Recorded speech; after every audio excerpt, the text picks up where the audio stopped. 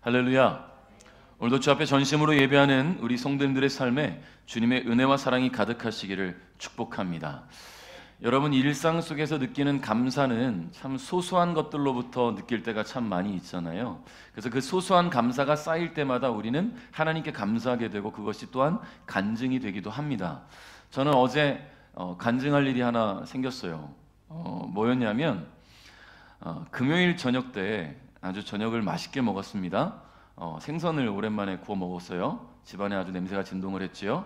가자미와 이면수를 아주 맛있게 먹었어요. 근데 맛있게 밥을 막 먹고 맨 마지막 밥 한 숟갈과 마지막 이면수 한 점을 먹고 나서 목에 가시가 걸렸어요. 근데 어느 정도에 걸렸냐면 딱 여기였어요. 여기. 아무리 목구멍을 열고 프레쉬로 봐도 보이질 않아요. 근데 이게 계속 아픈 건 아닌데 침을 꿀꺽 하면 쑤시는 거예요. 아파요. 그래서 인터넷 검색합니다. 목에 가시 걸렸을 때 빼는 방법. 보니까 뭐 올리브유를 마셔라, 뭐 바나나 같이 부드러운 음식을 먹어라, 밥을 더 먹어라, 삼켜라, 물을 마셔라. 그래서 배가 엄청 부른데도 바나나를 2개를 더 먹고, 그게 해결이 안 돼서 또 올리브유를 마시고, 그리고는 또 계속 물을 마시고 막 배 터지겠는데 안 돼요. 토요일 날 아침에 또 일어나서 또 밥을, 원래 아침 안 먹거든요. 근데 아침부터 바나나를 또 먹고 올리브유를 또 먹고, 아무리 해결을 해도 해결이 안 되는 거예요. 그래서 밥을 좀 많이 먹으면 되겠지. 어제 김민 목사님 가정에 일찍 와서 전기 작업을 한다고 좀 일찍 왔어요. 같이 고기를 준비해서 막 먹었어요. 맛있게 먹었습니다. 이만큼 먹었으면 해결됐겠지. 꿀꺽 하는데 또 찔리는 거예요. 너무 힘든 거예요. 이게 아파요. 저녁을 먹고서도 해결이 안 됐어요. 그냥 잊고 예배했습니다. 어제 우리 저녁 때 뜨겁게 1시간 정도 찬양하고 기도하고 막 부르셨잖아요. 전혀 생각하지 못하고 있었는데 집에 가서 잘 때 돼서 누구 생각해보니까 안 아픈 거예요. 따끔거림이 없어요. 제가 꿀꺽꿀꺽 해봐도 가시 걸리는 느낌이 없는 거예요. 하나님은 이렇게 소소하게 우리의 문제들을 해결하십니다. 제가 어제 우리 김경남 집사님한테도 얘기했거든요. 이거 어떻게 해야 될까 그랬더니 빨리 병원 가서 빼야 된다고. 그래서 저는 월요일 날 병원 아침 노예 가기 전에 병원 가서 뺄 생각만 하고 있었어요. 그때까지만 참자. 하나님은 이렇게 소소하게 우리의 문제들을 해결하신 분이라는 것을 다시금 경험했습니다. 너무너무 아무렇지도 않게 예배 잘 마치고 정리 다 끝내고 인사 나누고 집에 가고 씻고 자려고 누워보니까 안 아픈 거예요. 이게 참 얼마나 감사해요. 여러분, 그래요. 하나님은 내가 생각하지 않고 내가 정말 예상치 못한 것들까지도 역사하시는 분이라는 것을 여러분 기대하시고 또 기억하시고 하나님께 나아가는 저와 여러분 될 수 있기를 주님의 이름으로 축복합니다. 마가복음 6장에 보면 예수님께서 무리를 걸어가신 사건이 기록되어 있어요. 예수님께서 무리를 걸어가신 것은 오병이어 사건 바로 직후였는데, 예수님께서는 이 제자들로 하여금 먼저 배를 타고 갈릴리 호수로 건너편에 가 있으라고 명령하시고는 홀로 기도하러 산에 올라가셨습니다. 근데 기도를 마치시고 호숫가에서 내려오신 예수님은 아직 호수를 벗어나지 못한 이 무리에 떠 있는 제자들의 모습을 멀리에서 보셨어요. 분명 제자들의 배가 호수 한가운데 있어서 사람의 눈으로는 잘 식별이 안 될 수도 있어요. 왜냐하면 호수가 배에 그대로 떠 있고 더 나아가지 못한 것은 엄청난 풍랑이 있었기 때문이라는 거예요. 그럼에도 불구하고 예수님은 그 모습을 보셨다는 겁니다. 예수님은 사람의 눈이 아니라 하나님의 눈으로 보고 계셨다는 것이겠죠. 예수님은 이 제자들이 겪고 있는 힘들고 괴로운 상황들을 다 보고 계셨어요. 풍랑 속에서 살아보려고 발버둥 치면서 괴롭게 노를 젓고 있는 이 제자들의 모습을 보신 예수님께서 그제서야 제자들 곁으로 가셨어요. 어떻게? 자유형으로? 저병으로 하셨나요? 모터보트를 타고? 예수님은 걸어가셨어요. 무리를 걸어가셨다는 거지요. 근데 예수님께서 제자들을 향해 가신 그 때를 보니까 성경에 새벽 3시부터 6시 사이라고 기록되어 있습니다. 마가복음 6장 48절에 이런 말씀이 있어요. 바람이 불어와 제자들이 노를 젓느라 애를 쓰고 있었습니다. 이 모습을 보시고 예수님께서 새벽 3시에서 6시 사이에 호수 위를 걸어오셨습니다. 아멘. 자, 이 시간은 개정성경에서는 밤 사경이라고 합니다. 히브리인들은 사경이라고 표현을 하는데요. 자, 예수님은 왜 이 새벽 시간에 제자들에게 걸어가셨을까? 여러분, 이 새벽 시간까지 제자들은 밤새 노를 젓고 저었지만 호수를 건너가지 못했어요.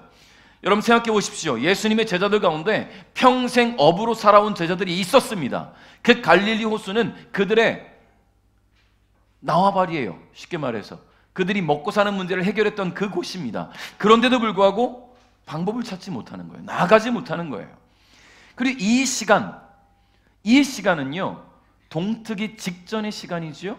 새벽 6시 이전의 시간은 여러분 동트기 직전이 가장 어두울 때 아닙니까? 인생으로 말하면 가장 절망스러운 때이고 버틸 힘이 전혀 남아있지 않은 때를 바로 이 시간이라 말할 수 있어요. 주님은 제자들이 더 이상 그 어떤 방법으로도 나아갈 수 없음에 절망하고 포기할 수밖에 없는 그때를 지켜보고 계셨다는 거예요. 지켜보고 계셨다. 그리고 그들이 포기하는 그 절망적인 때에 주님은 그들을 향해 걸어가셨습니다. 그들의 곁으로 다가가셨어요. 그리고는 그들을 구원하셨습니다. 중요한 것은 포기하는 순간 주님이 일하셨다는 것이지요. 오늘 요셉은 예수님의 제자들처럼 자신의 인생에 있어서 가장 절망적인 시간을 만났습니다. 그 누구도 부러울 것이 없었던 금수저로 태어났던 이 요셉, 아버지의 사랑을 독차지하며 자라왔던 이 요셉이 땀 흘려서 일해본 적도 없고 고생 한번 해본 적도 없는 이 잘생기고 모든 것을 다 갖춘 것만 같은 그 요셉이 너무나 절망적인 순간을 만났어요. 우리는 모든 것을 갖추고도 성공적인 인생이 될 수 없었던 요셉의 모습을 통해서 성공의 기준이 되는 주님 앞에서 무엇을 포기해야 될까를 함께 생각해 보고자 합니다. 자, 요셉은 말씀드린 것처럼 다 갖고 태어났어요. 요셉은 당시 헤브론에서 이름난 갑부였던 야곱의 아들로 태어났습니다. 금수저를 물고 태어났다라고 말해도 과언이 아니겠지요. 장남이 아님에도 불구하고 아버지의 사랑을 다 독차지했어요. 심지어 잘생겼어요. 너무 억울하죠 이러면, 그죠? 다 가졌는데 잘생기까지 하면 너무 화나잖아요. 근데 이 요셉은 그런 사람이었어요. 성경에 기록되어 있습니다. 애굽에서 바로왕의 경호대장 보디발의 아내가 그의 외모에 반해가지고 맨날 유혹을 했단 말이에요. 그만큼 아주 잘생긴 청년이었습니다. 요셉은 아버지라는 든든한 배경을 안고 태어난 덕분에 고생을 모르고 자랐어요. 형제들이 나가서 양떼를 돌볼 때에도 이 요셉만은 일이 아닌 관리자의 역할을 담당했을 만큼 아버지의 편애를 아주 듬뿍 받았던 사람이었지요. 그러니 요셉은 이 배경 때문에 두려울 게 없는 거예요. 두려울 게 없어요. 걱정도 염려도 문제도 그에겐 없었어요. 얼마나 두려움이 없었는가 보니까 자신이 꾼 꿈을 형들에게 이야기할 때에 그냥 이야기했다고 했습니까? 아주 자랑질을 했다고 했어요. 그죠?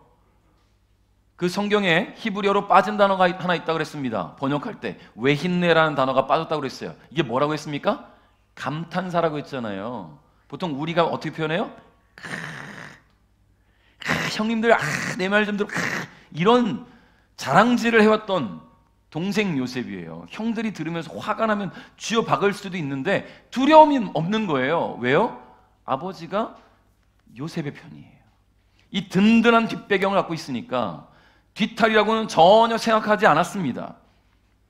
그런 요셉이 얻은 것은 아버지의 사랑 하나였어요.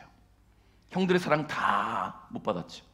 아버지의 사랑 하나 얻고 온 형제들이 미움을 받았습니다. 형제들이 미워할 정도로 아나무인이었다면 그 집에 누가 그 요셉을 좋아했겠어요? 저는 그 생각도 해보는 거예요. 아버지가 그만큼 편애하는 아들이라 한다면 누가 이 요셉을 좋아하겠습니까? 한 사람 더 있겠네요. 엄마 라헬. 그죠? 근데 누가 좋아하겠어요?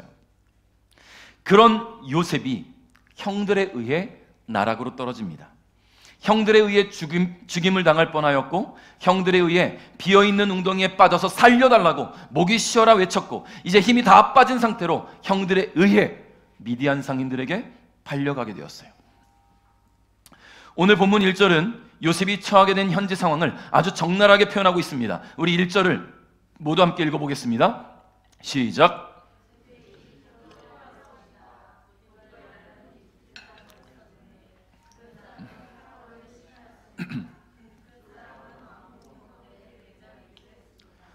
보디르발이 요셉을 끌고 온 이스마엘 사람에게서 요셉을 샀습니다. 아멘. 자, 요셉이 이집트로 끌려갔어요.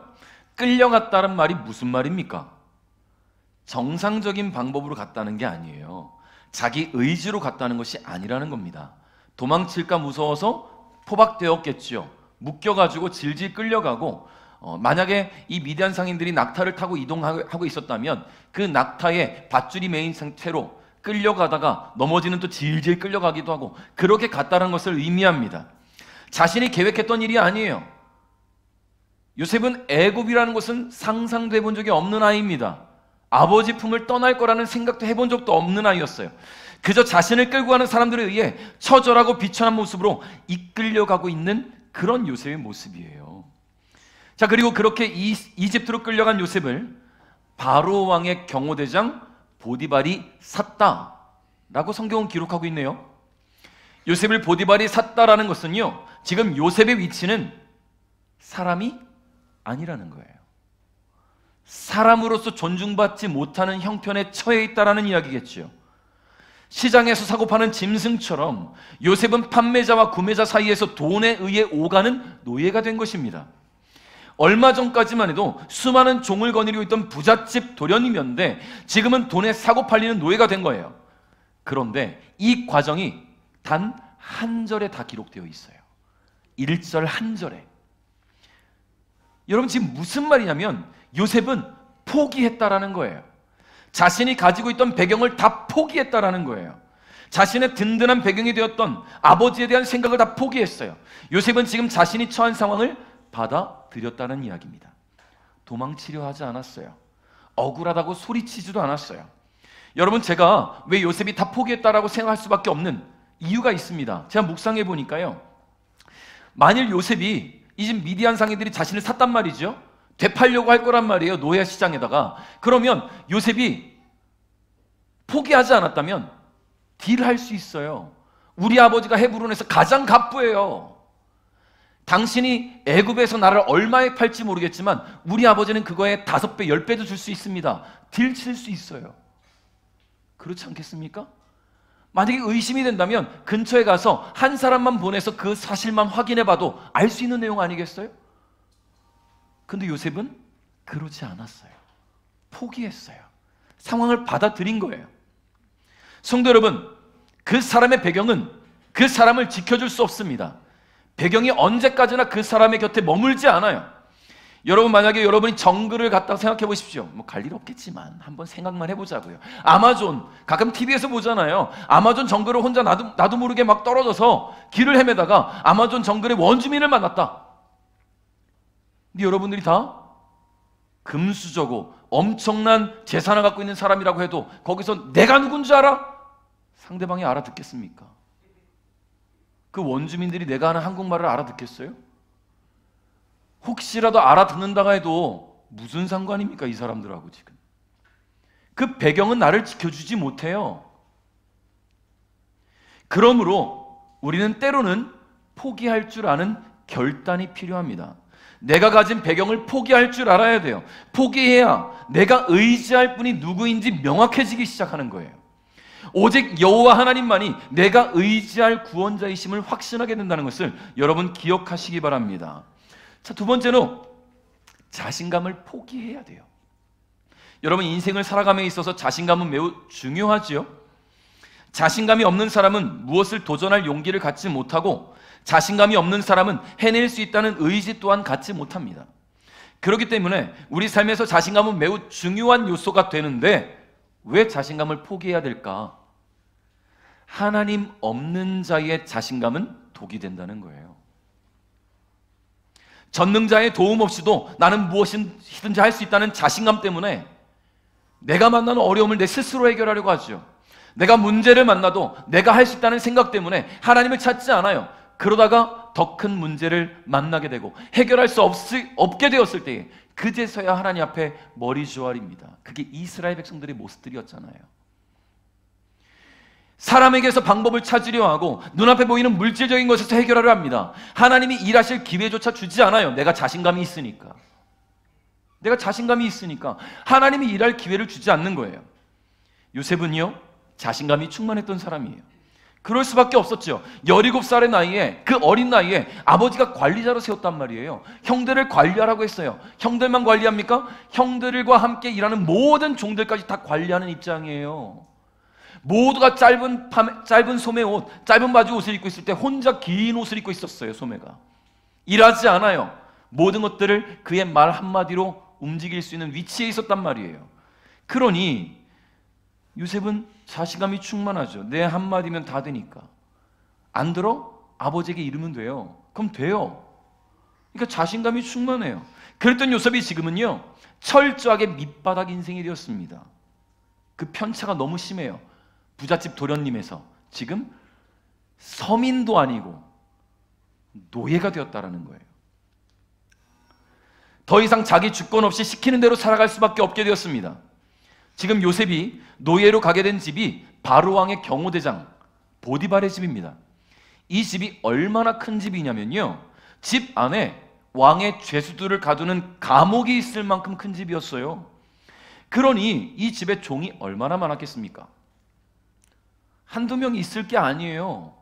이 집을 관리해야 될 그런 종들이 엄청나게 많았을 거라는 거죠. 수많은 종들이 자신들에게 맡겨진 일들을 파트별로 나눠서 할 거예요. 침실을 정리하는 종, 문지기, 조경하는 종, 아무튼 많겠죠. 들짐승이 왜 나와요 여기서? 네, 아무튼 간에 많은 종들이 있는데 그 중에 요셉은 지금 막둥이로 들어왔어요. 신입이란 말이에요. 여러분, 그러면 신입으로 들어온 노예가, 더군다나 히브리에서 끌려온 이 노예가 나이도 어리고 뭔가 좀 잘생겨 보이는데 질질 끌려온 이 노예가 다른 종들의 눈에는 어떻게 보였을까라고 또 생각해 봅니다. 여러분, 거기도 하나의 사회란 말이에요. 노예들만의 사회가 있잖아요, 그죠?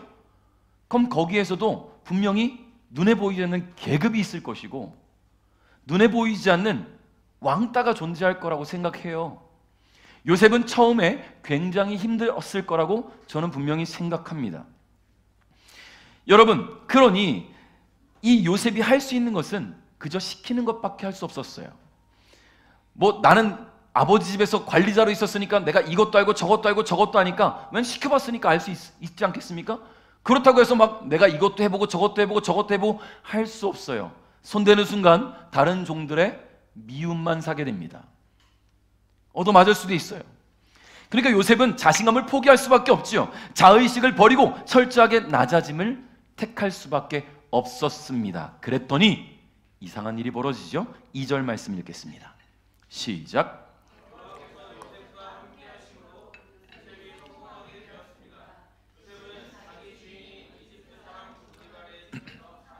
아멘. 자, 성공의 기준. 여러분은 성공적인 인생이 뭐라고 생각하십니까? 보통 우리가 성공하면 내가 이루고자 했던 삶의 목표를 이루는 게 성공이라고 생각해요? 아니면 내가 자신이 소망했던 위치에 도달하는 것이 성공이라 말하겠죠. 또 한편으로는 목표나 어떤 의식이 없어도 남부럽지 않게 살 수 있는 재력과 권력과 명예를 얻는 것들이 우리가 보편적으로 생각하는 성공 아니겠습니까? 그런데 요셉이 성공하게 되었다고 성경이 기록해요. 성공했다. 이상하지요? 저만 이상합니까? 여러분, 이상한 이유가 뭘까요?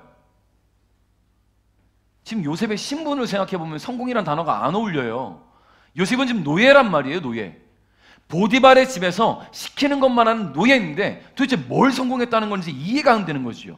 노예가 성공하고 자시우가 어디 있겠습니까? 근데 성경은 분명히 말합니다. 요셉이 성공하게 되었다고. 무엇에 대한 성공인지에 대해 논하기 전에 우리는 요셉이 성공하게 된 배경을 먼저 보아야 됩니다. 2절 상반절에 여호와께서 요셉과 함께 하심으로 라고 기록하고 있어요.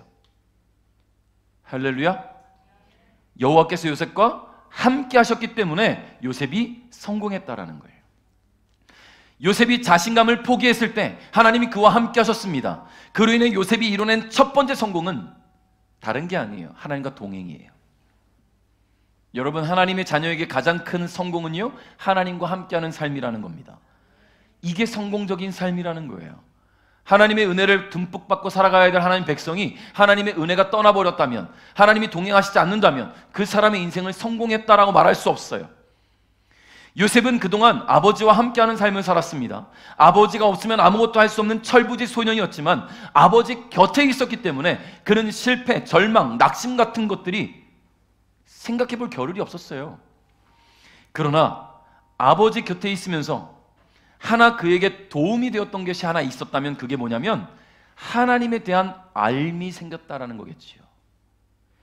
야곱이 요셉을 늘 끼고 있으면서 무슨 이야기를 했겠습니까? 옛날 한옛날에 배추도사 무도사가 살았다, 이게 아니잖아요.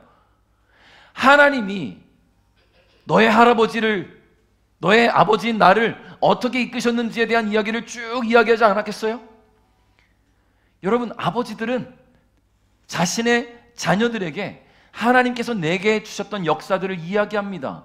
하나님 믿지 않는 사람들도 아버지가 과거 이야기, 젊었을 때 이야기, 성공했던 이야기 아이들에게 해주는 것이 얼마나 큰 힘이 되는 줄 몰라요. 그런데 야곱은요, 자신의 힘으로 성공한 삶이 아니라 하나님의 능력으로 성공한 삶을 살았단 말이에요. 그러니 이 요셉에게 얼마나 하나님에 대해서 이야기를 했겠습니까? 여러분, 야곱이 자신이 걸어온 인생길을 이야기한다면 하나님의 은혜를 말하지 않고서는 설명이 불가능했어요. 그렇게 하나님에 대한 지식을 갖게 된 이 요셉이 이제 지식으로만 아는 하나님이 아니라 자신과 함께 하신 하나님을 만나게 된 겁니다. 든든했던 배경을 포기하고 스스로 다 할 수 있다는 자신감을 포기하자 하나님께서 그와 동행을 하셨다라는 이야기예요. 하나님께서 함께 하시는 것만으로도 요셉은 이미 성공하게 된 겁니다. 하나님이 함께 하신다는 것은 너무나 큰 의미가 있겠죠. 여러분, 예레미야 17장 7절 8절 한번 읽어볼게요. 시작.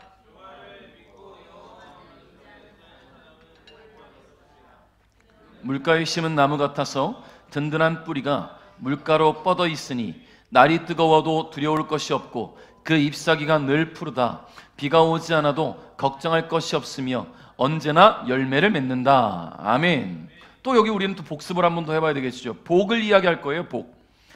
여러분, 여호와 하나님을 믿고 여호와 하나님을 의지하는 사람에게 복이 임한다고 성경이 기록한단 말이에요. 예레미야서에서. 이 복이 뭐라고 그랬습니까? 바라크라고 했어요.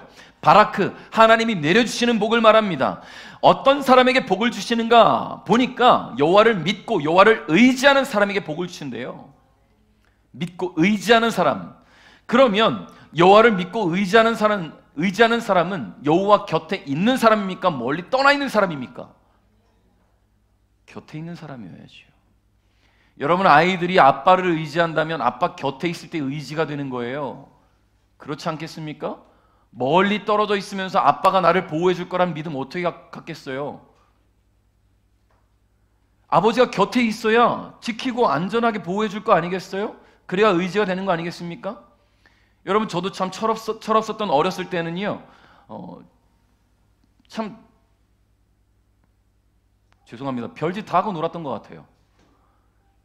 어렸을 때 자전거가 있었어요. 6살 때 두발 자전거를 이제 막 타게 되었을 때 제가 이 두발 자전거로 아주 재밌는 거를 개발했어요. 뭐 개발은 아니죠. 뭐 누구나 했을 수 있어요. 미끄럼틀을 자전거 타고 내려와 보자. 성공했어요. 미끄럼틀을 자전거 타고 내려오는 걸 성공했단 말이에요. 그땐 내가 김미 목사님 그런 경우 있죠? 분명히 있어요. 저분은. 그러니까 내가 혹시 거기서 떨어지고 넘어져도 나를 잡아줄 아빠는 옆에 없어요. 그냥 내가 혼자 미친 척 노는 거예요. 그런데 그러다 다치게 되면 그때서야 부르짖겠죠. 아빠 하고 부르짖겠죠. 제가 또 어렸을 때 참 신기한 또 경험을 했습니다. 이건 조금 더 거슬러 올라가는데요. 맥주병에 머리 맞아본 적 있으세요? 집 앞에 놀다가 2층에서 떨어진 맥주병에 머리를 맞고 깨진 적이 있어요. 옆에 아빠가 없었어요. 그 맥주병을 잡아주지 못했어요. 그 어린 나이에 저는 맥주병이 떨어진 맥주병이네 하고 맞은 게 아니라 그냥 놀다가 떨어진 거 맞았어요. 머리가 깨졌단 말이에요. 옆에 아빠가 있었다면 하면서 보호해 줄 수 있었는데 없으셨으니까 보호가 안 된 거예요. 여러분, 또 제가 초등학교 2학년 때는요, 옛날 장우산, 지금처럼 플라스틱이 아니라 끝에가 쇠코팅으로 되어 있었어요. 제 친구 동생이 제가 뛰어가는데 뒤에 던졌는데 뒤에 꽂혔어요. 요 오른쪽 뒤에 이 무릎 뒤쪽에 꽂혔어요. 푹 하고. 별 경험을 다 해요. 그죠? 보호해주지 못해요. 보호해줄 수 없는 거예요. 그러니까 보호받으려면 아빠 옆에 있으면 되는데 참 어디게 빨빨거리고 싸돌아다녀가지고 맨날 다쳤는지 모르겠어요.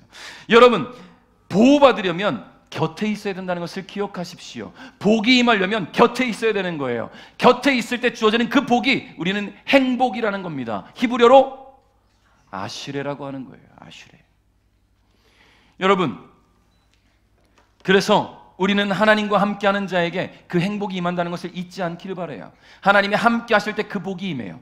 어제 오셨던 분들 우리 함께 말씀을 나눴는데 여호와를 의지한다는 것이 무슨 의미가 있을까? 여러분, 의지라는 단어의 히브리어 뭐라고 했습니까? 어제 오신 분들 기억납니까? 감사해요. 네 글자라는 것만 기억하고 계세요. 미브타흐라는 단어를 써요. 미브타흐. 무슨 뜻이냐면 확신이라는 거예요. 의지가 되려면 확신이 있어야 의지가 됩니다. 내 아빠에 대한, 내 엄마에 대한 확신이 없으면 어떻게 의지합니까? 내 부모님 나를 지켜줄 수 없어. 그렇다고 하면 어떻게 의지하겠어요? 확신이 있으니까 의지하는 거예요. 근데 이 미브타흐라는 단어의 또 다른 뜻은 안전이라고 그랬어요. 안전. 의지하면 안전해지는 거예요. 하나님이 함께 하시니까 안전해집니다. 하나님이 함께 하시니까 행복해지는 거예요. 하나님과 함께하는 사람은 하나님 주시는 복을 그 삶에 누릴 수가 있다는 것을 여러분 기억하시기 바라요. 그러니까 여호와 하나님을 의지하는 사람은 안전하니 두려움이 없어요. 두려움이 없어요. 하나님이 함께 하심을 믿고 주님 주시는 비전과 소망을 향해 도전할 용기가 생겨나기 때문입니다. 요셉은 하나님이 함께 하심을 경험하면서 자신의 삶을 도전하기 시작합니다. 비록 노예였지만 주어진 일에 최선을 다하기 시작합니다. 자신의 일뿐 아니라 함께 일하는 선배 노예들을 열심히 도왔겠지요. 흠이 될 만한 일들은 완전히 배제하고 최선을 다했을 겁니다. 그가 이전과는 다른 삶, 변화된 삶을 도전하며 나갈 때 하나님께서 함께 하셨고 그 함께 하심은 곧 성공적인 인생으로 변화되기 시작했다라는 거예요. 여러분, 어떤 성공인가? 아까 첫 번째 성공이 뭐라고 했어요? 그렇죠. 고세 까먹는 거 아니죠. 하나님과 함께하는 성공적인 삶으로 변화되었다는 거예요. 하나님이 함께 하시는 게 성공의 첫 번째예요. 두 번째 성공이 뭐냐면 요셉의 주인이 요셉을 바라보는 시선이 바뀌었다라는 거예요. 3절 4절 읽어볼까요? 시작.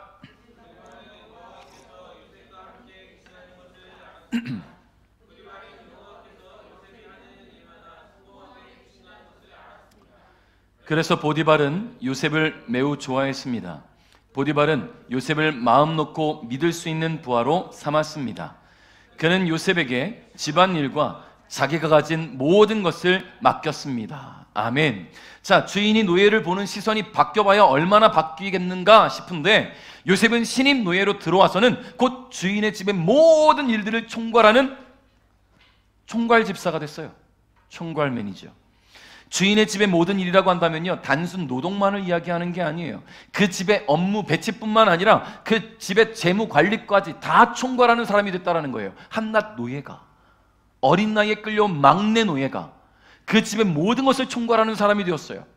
6절에 보면 보디발은 자기가 먹는 음식 말고는 그 어떤 것도 요셉이 하는 일에 참견하지 않았다고 기록해요.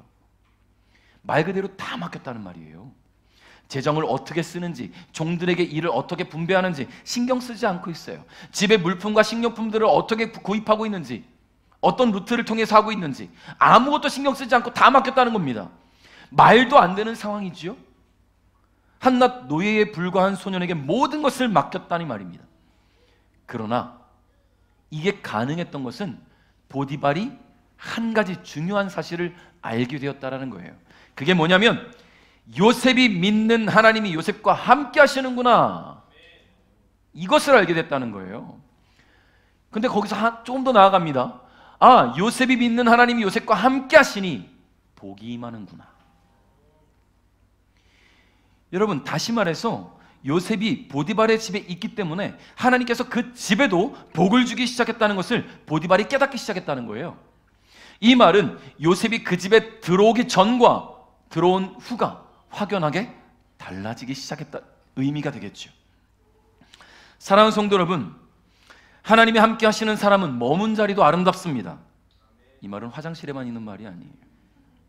하나님이 함께 하시는 사람은 그가 머문 자리, 그가 밟는 땅, 그가 만나는 사람들에게도 주님으로 인한 행복이 전염될 수밖에 없어요. 그러므로 하나님의 사람으로서 하나님이 주시는 그 행복을 열심히 전염시키는 여러분 될 수 있기를 바랍니다. 말씀을 맺겠습니다. 하나님은 당신이 사랑하는 사람을 버려두지 않으십니다. 어려움이 처해 있을 때, 문제를 만나서 절망하게 될 때에, 낙심하여 다시 일어설 용기가 없을 때에도 그를 떠나지 않으세요. 그런데 하나님이 그 상황을 보시고 곧장 일하는 게 아니에요.